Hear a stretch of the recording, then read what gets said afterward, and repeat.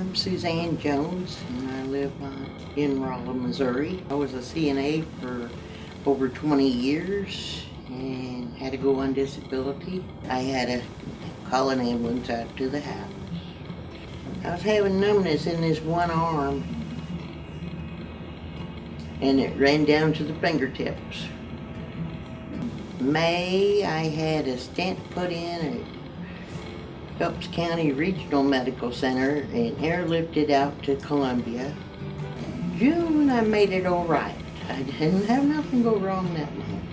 But July, tingling in both arms and hands. The stent that they put in, I don't know, just didn't work right or something. They told me that I had blockage in several arteries and needed a 4-way bypass. Had a 4-way bypass in Chesterfield, Missouri, at St. Luke's Hospital. And spent 17 days there. I had no pain after that, and just got bored stiff in that room. Sometimes I have a hard time breathing yet. Other than that, nothing. Just take care of yourself. Watch that heart. Eat a healthy diet.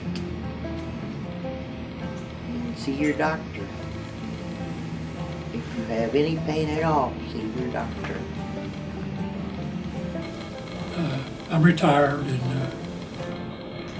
had a previous heart attack in '94, August 28, '94, as a blood clot. And that's what caused my procedure that I had in March the 10th. It was scar tissue in my heart.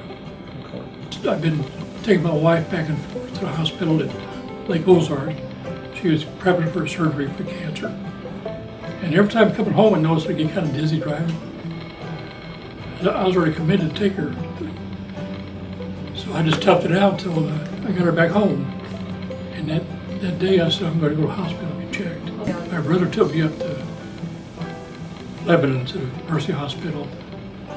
And I come in the lobby door and I said, I think I'm having a heart attack. And she said, get in that wheelchair. They wheeled me down to the operating room and that's all I remember. There was an ambulance to me up to Springfield Mercy.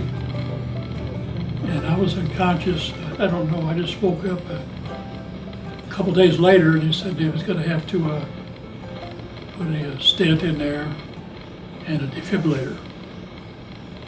But when they got done with the stent and defibrillator, they couldn't get my heart rhythm right. It just wasn't working. They tried everything, different drugs, and they tried to increase the volume on the defibrillator, upward it and lowered it. Nothing was working, and a electrocardiac would come in there, electrical doctor, and said you got a scar tissue in your heart on the inside. And all we can do is go in there and burn it out on the inside. Now there's only 2 places that'll do that. Kansas City University and Barnes in St. Louis. I was given a choice which one to go to. I went to Barnes. Well, I was at Mercy from the 10th to the 18th. Then they helicoptered me down to Barnes on the 18th. And in the 18th to 23rd, they performed the ablation, which was about a 10-hour operation, and there's no only 2 hospitals do that. Most of them don't have the equipment to do it, or they're afraid to do it. It's too risky. But I had no choice. But anyway, I come through that all right, and I needed to get out of the hospital, so I've been here long enough. I was there 13 days, and I lost about 23 pounds. Went from 210 down to 178. But then when I got out, I'm still in the woods. I can't get completely well, but they're working with me. Doctors here at Rolla Dr. Martin, Thomas Martin, is working with me. And, but it's just been slow. And I'm pretty stubborn. So I keep doing things I probably shouldn't do. Can't do a lot of things. I can do small things like weed.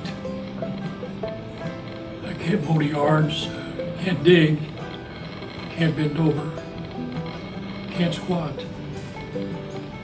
Pretty much stand up, and I can't stand up very long anymore. Just I can sit down real quick. But at least I'm alive and doing well. The appetite's back. And I just think just watch for the warning signs, and if you do have one, you gotta take care of it.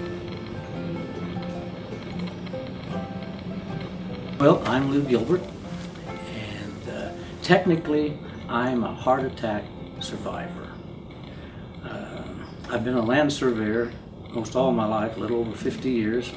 I'm currently the Phelps County surveyor, and my second and final term is ending December 31st. And when I was 35 years old, my right coronary closed, and it's closed to this day. But fortunately, the Lord provided me with a natural bypass that came off my left main and continued to supply blood to the right side of my heart. No intervention by the doctors. 5 years later, a heart cath showed that another artery had 70% blockage, but no intervention by doctors, just a beta blocker and Lipitor. 30 years later, that artery was 90% blocked and required a stent.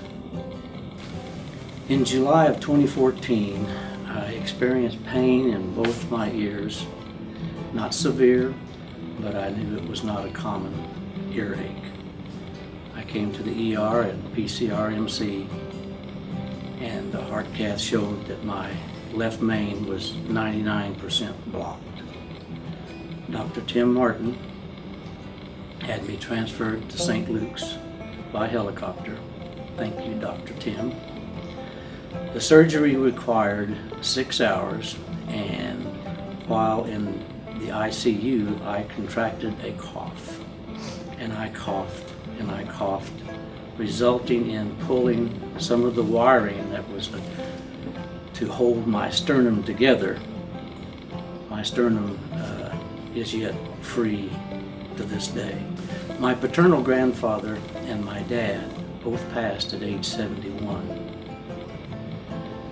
I'm told that my heart disease is genetic, and I don't know the causes of their passing, but I certainly have my own suspicions. My surgery, like I said, was in July of 2014, and I was to turn 72 in August. I did.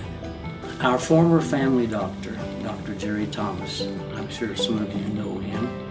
What a wonderful doctor and man. My friends and family told me, well, you're going to have to slow down after the surgery.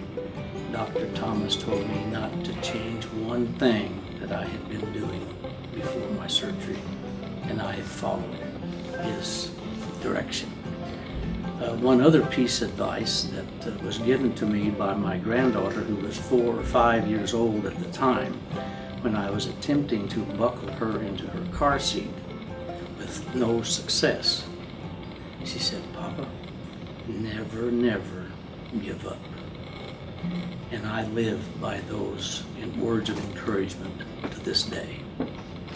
I'm a survivor, and I'm thankful for the doctors and their staff,